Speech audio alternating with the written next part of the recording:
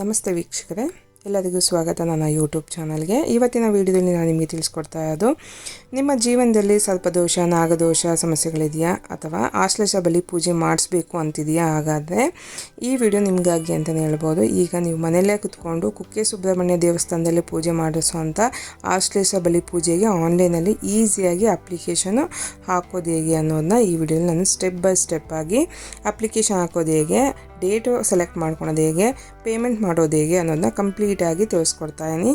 ಆದ್ದರಿಂದ ಈ ವಿಡಿಯೋನ ಎಲ್ಲೂ ಸ್ಕಿಪ್ ಮಾಡದೆ ವಿಡಿಯೋನ ಕೊನೆವರೆಗೂ ನೋಡಿ ಸಪೋರ್ಟ್ ಮಾಡಿ ಅಂತ ಹೇಳ್ತಾ ಬನ್ನಿ ವಿಡಿಯೋನ ಶುರು ಮಾಡೋಣ. ನೋಡ್ತಾ ಇರ್ಬೋದು, ನೀವು ಗೂಗಲ್ಗೆ ಹೋಗ್ಬಿಟ್ಟು ಕುಕ್ಕೆ ಸುಬ್ರಹ್ಮಣ್ಯ ಆನ್ಲೈನ್ ಬುಕ್ಕಿಂಗ್ ಅಂತ ಹಾಕಿ ಸರ್ಚ್ ಕೊಟ್ಟರೆ ಈ ಥರ ಲಿಂಕ್ ಓಪನ್ ಆಗುತ್ತೆ. ಈ ಲಿಂಕ್ನ ಡಿಸ್ಕ್ರಿಪ್ಷನ್ ಕೂಡ ಕೊಟ್ಟಿದ್ದೀನಿ. ಆ ಲಿಂಕ್ ಮೇಲೆ ಕ್ಲಿಕ್ನ ಮಾಡಿದ್ರೆ ಈ ಥರ ಕುಕ್ಕೆ ಸುಬ್ರಹ್ಮಣ್ಯ ದೇವಸ್ಥಾನದ ವೆಬ್ಸೈಟ್ ಪೇಜ್ ಓಪನ್ ಆಗುತ್ತೆ. ಇಲ್ಲಿ ಬೇಕಾದ್ರೆ ನೀವು ಕನ್ನಡ, ಇಂಗ್ಲೀಷ್ ಲ್ಯಾಂಗ್ವೇಜ್ ಕೂಡ ಇಲ್ಲಿ ಚೇಂಜ್ ಮಾಡ್ಕೋಬೋದು. ಅಲ್ಲಿ ನೋಡ್ತಾ ಇಲ್ಲ, ಇಂಗ್ಲೀಷ್ ಅಂತ ಇದೆ, ಇಂಗ್ಲೀಷ್ ಕ್ಲಿಕ್ನ ಮಾಡಿದ್ರೆ ಇಂಗ್ಲೀಷ್ ಸೆಲೆಕ್ಟ್ ಆಗುತ್ತೆ. ಕನ್ನಡನೇ ಇರೋದ್ರಿಂದ ಕನ್ನಡ ನಾನು ತಿಳಿಸ್ಕೊಡ್ತೀನಿ. ಕನ್ನಡ ಮೇಲೆ ಕ್ಲಿಕ್ನ ಮಾಡೀನಿ. ಇವಾಗ ನೋಡ್ತಾ ಇರ್ಬೋದು. ಇವಾಗ ಕೆಳಗಡೆ ಬಂದರೆ ಇಲ್ಲಿ ನೋಡ್ತಾ ಇಲ್ಲ, ಪೂಜೆ ಇದೆ, ಮತ್ತು ಹಬ್ಬಗಳು ಇದೆ, ಮತ್ತು ನಿಮಗೆ ದೇವಸ್ಥಾನದ ಬುಕ್ಕಿಂಗ್ ಸೇವೆಗಳಿಗೆ ಕೊಡುಗೆ ಏನಾದರೂ ಡೊನೇಷನ್ ಕೊಡೋಂಗಿದೆ, ಮತ್ತು ಏನು 360 ಡೇಸ್ ಏನೆಲ್ಲ ನಡೆಯುತ್ತೆ ಅನ್ನೋದನ್ನ ತಿಳಿಸ್ಕೊಡಲಾಗಿದೆ. ಇವಾಗ ಫಸ್ಟಾಗಿ ನಾವು ಇಲ್ಲಿ ನೋಡಬೇಕಾಗಿದ್ದು ದೇವಸ್ಥಾನದ ಬುಕ್ಕಿಂಗ್ ಸೇವೆಗಳು ಅಂತಿದ್ದಿಲ್ಲ, ಇದ್ರ ಮೇಲೆ ಕ್ಲಿಕ್ನ ಮಾಡಿ. ಕ್ಲಿಕ್ ಆಗಿದ ತಕ್ಷಣ ನಿಮಗೆ ನೆಕ್ಸ್ಟ್ ಪೇಜ್ ಈ ಥರ ಓಪನ್ ಆಗುತ್ತೆ. ಇಲ್ಲಿ ನೋಡ್ತಾ ಇರಲ್ಲ, ಟೆಂಪಲ್ ಸರ್ವಿಸ್ ಪೇಯ್ಡ್ ಅಂತ ಇದಿಲ್ಲ, ಪೇಯ್ಡ್ ಡೊನೇಷನ್ ಸರ್ವಿಸ್ ಅಂತ ಅಂದ್ಬಿಟ್ಟು ಇದ್ರ ಮೇಲೆ ಕ್ಲಿಕ್ನ ಮಾಡ್ಕೋಬೇಕಾಗತ್ತೆ. ನೀವು ಇದ್ರ ಮೇಲೆ ಕ್ಲಿಕ್ ಆಗಿದ ತಕ್ಷಣ ನಿಮಗೆ ನೆಕ್ಸ್ಟ್ 2 ಆಪ್ಷನ್ ತೋರಿಸುತ್ತೆ. ಆಶ್ಲೇಷ ಬಲಿ ಪೂಜೆ, ಸರ್ಪ ಸಂಸ್ಕಾರ ಅಂತ. ಆಶ್ಲೇಷ ಆಗಿರೋದ್ರಿಂದ ಆಶ್ಲೇಷ ಬಲಿ ಪೂಜೆ ಅನ್ನೋದನ್ನ ಸೆಲೆಕ್ಟ್ನ ಮಾಡ್ಕೊಳ್ಳಿ. ಅದ್ರ ಮೇಲೆ ಕ್ಲಿಕ್ನ ಮಾಡಿ. ಕ್ಲಿಕ್ ಆಗಿದ ತಕ್ಷಣ ನಿಮಗೆ ನೆಕ್ಸ್ಟ್ ಪೇಜ್ ಓಪನ್ ಆಗುತ್ತೆ. ಡೇಟ್ನ ಸೆಲೆಕ್ಟ್ನ ಮಾಡ್ಕೋಬೇಕಾಗತ್ತೆ. ಡೇಟ್ ಬಂದು ನೋಡ್ತಾ ಇರ್ಬೋದು, ಗ್ರೀನಲ್ಲಿರೋದೆಲ್ಲ ಅವೈಲೇಬಲ್ ಆಗಿದೆ. ನೀವು ಸೆಲೆಕ್ಟ್ನ ಮಾಡ್ಕೋಬೋದು. ರೆಡ್ ಇರೋದೆಲ್ಲ ಆಲ್ರೆಡಿ ಬುಕ್ ಆಗಿದೆ, ಆವತ್ತಿನ ದಿನ ಬುಕ್ ಮಾಡೋಕ್ಕಾಗಲ್ಲ, ಆಲ್ರೆಡಿ ಬುಕ್ ಆಗೋಗಿದೆ. ಇನ್ನು ಗ್ರೇ ಇರೋದು ಆವತ್ತಿನ ದಿನ ಸರ್ವಿಸ್ ಇರೋದಿಲ್ಲ ಅಂತ ತೋರಿಸ್ತಾ ಇದೆ. ನೋಡ್ತಾ ಇದೆಲ್ಲ. ಇವಾಗ ಡೇಟ್ನ ಸೆಲೆಕ್ಟ್ನ ಮಾಡ್ಕೊಳ್ಳಿ, ಯಾವ ಡೇಟ್ ಬೇಕು ಅನ್ನೋದನ್ನ ಸೆಲೆಕ್ಟ್ನ ಮಾಡ್ಕೊಂಡು ಕೆಳಗಡೆ ಅವೈಲೇಬಲ್ ಟಿಕೆಟ್ ಅಂತ ಅಂದ್ಬಿಟ್ಟು ಕೆಳಗಡೆ ಬುಕ್ಕಿಂಗ್ ಓಪನ್ ಆಗಿದೆ. ಕೆಳಗಡೆ ಬುಕ್ ನೋಡೋದಲ್ಲ, ಯಾವ ಡೇಟಿಗೆ ಬೇಕು ಅನ್ನೋದನ್ನ ಸೆಲೆಕ್ಟ್ ಮಾಡಿದ್ರೆ ಅಲ್ಲಿ ಟೈಮಿಂಗ್ಸ್ ಕೂಡ ಅಲ್ಲಿ ಶೋ ಆಗ್ತದೆ, ಯಾವ ಟೈಮಿಂಗ್ಸ್ಗಿದೆ ಅಂತ ಅಂದ್ಬಿಟ್ಟು.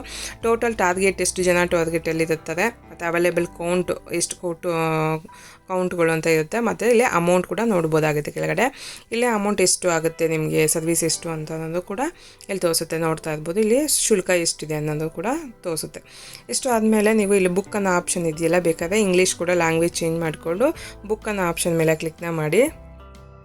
ಇಲ್ಲಿ ನೋಡ್ತಾ ಇರಲ್ಲ, ಇದರ ಪಕ್ಕದಲ್ಲಿ ಸರ್ವಿಸ್ ಪೇಜ್ ಓಪನ್ ಆಗುತ್ತೆ. ಇಲ್ಲಿ ನೀವು ಡೀಟೇಲ್ಸ್ ಎಲ್ಲ ಫಿಲ್ ಮಾಡಬೇಕಾಗತ್ತೆ. ನಾನಿಲ್ಲಿ ಇಂಗ್ಲೀಷ್ ಸೆಲೆಕ್ಟ್ ಮಾಡ್ಕೊಂಡು ಸೇಮ್ ಡೇಟ್ನ ಫಿಲ್ ಮಾಡ್ಕೊತಾ ಇದ್ದೀನಿ. ಬುಕ್ ಅನ್ನೋ ಆಪ್ಷನ್ ಮೇಲೆ ಕ್ಲಿಕ್ನ ಮಾಡೀನಿ. ಇಲ್ಲಿ ಡೀಟೇಲಾಗಿ ಕನ್ನಡದಲ್ಲೇ ಇಂಗ್ಲೀಷಲ್ಲೇ ತೋರಿಸ್ತಾ ಇದೆ. ಕನ್ನಡ ಹೋಗಿ ಇಂಗ್ಲೀಷ್ ಡೀಟೇಲ್ಸ್ ಎಲ್ಲ ತೋರಿಸ್ತಾ ಇದೆ. ಇಲ್ಲಿ ಇವಾಗ ನಿಮ್ಮ ಡೀಟೇಲ್ಸನ್ನು ಫಿಲ್ ಮಾಡ್ಕೋಬೇಕಾಗತ್ತೆ.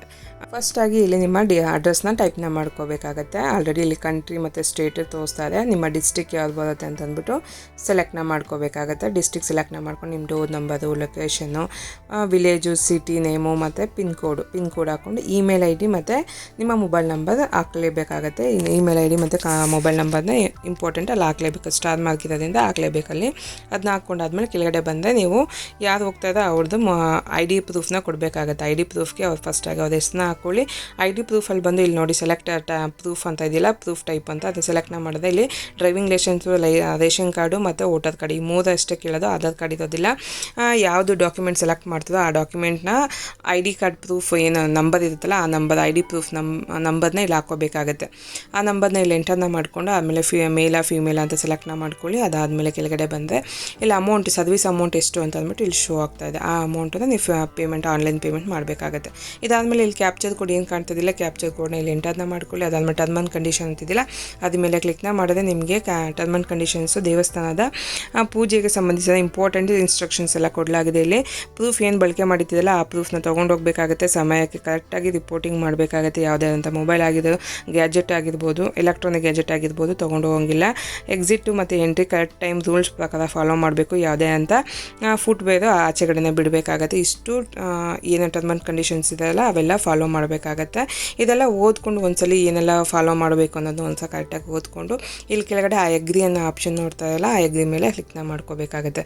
ಮತ್ತು ನೀವು ಹಾಕೊಳ್ಳೋ ಬಟ್ಟೆ ಆಗಿರ್ಬೋದು, ಅದು ಕೂಡ ಯಾವ ಥರ ಹಾಕ್ಕೊಂಡು ಹೋಗಬೇಕು ಅನ್ನೋದು ಕೂಡ ಇನ್ಸ್ಟ್ರಕ್ಷನ್ ಕೊಟ್ಟಿರ್ತಾರೆ, ನೋಡ್ಕೊಂಡು ಹೋಗಿ. ಅದಾದಮೇಲೆ ಓಕೆ ಅಂತ ಕೊಟ್ಟಿದ ತಕ್ಷಣ ಇಲ್ಲಿ ನೋಡಿ ಸಬ್ಮಿಟ್ ಅನ್ನೋ ಆಪ್ಷನ್ ಮೇಲೆ ಕ್ಲಿಕ್ನ ಮಾಡ್ಕೋಬೇಕಾಗುತ್ತೆ. ಅಗ್ರಿ ಅಂತ ಕೊಟ್ಟಿದ ತಕ್ಷಣ ಸಬ್ಮಿಟ್ ಅಂತ ಕೊಡಿ. ಅದಾದಮೇಲೆ ಪೇಮೆಂಟ್ ಕೇಳ್ತಾರೆ. ಇಲ್ಲಿ ಪೇಮೆಂಟಲ್ಲಿ SB ಅಂತ ಸೆಲೆಕ್ಟ್ನ ಮಾಡ್ಕೊಳ್ಳಿ. ಸೆಲೆಕ್ಟ್ ಆದಮೇಲೆ ಕೆಳಗಡೆ ಮೇಕ್ ಪೇಮೆಂಟ್ ಅಂತ ಇದೆಯಲ್ಲ, ಮೇಕ್ ಪೇಮೆಂಟ್ ಮೇಲೆ ಕ್ಲಿಕ್ನ ಮಾಡಿ. ಕ್ಲಿಕ್ ಆಗಿದ ತಕ್ಷಣ ನಿಮಗೆ ಈ ಥರ ಆನ್ಲೈನ್ ಪೇಮೆಂಟ್ ಓಪನ್ ಆಗುತ್ತೆ. ಇಲ್ಲಿ ನಿಮ್ಗೆ ಯಾವ ರೀತಿ ಪೇಮೆಂಟ್ ಮಾಡ್ತೀರಾ, debit card credit card use ಮಾಡ್ತೀರೋ ಇಲ್ಲ ಆನ್ಲೈನ್ ನೆಟ್ ಬ್ಯಾಂಕಿಂಗ್ ಮಾಡ್ತಿಲ್ಲ, UPI ಅಂತ ಸೆಲೆಕ್ಟ್ನ ಮಾಡ್ಕೊತಿದ್ದು ನೋಡ್ಕೊಳ್ಳಿ.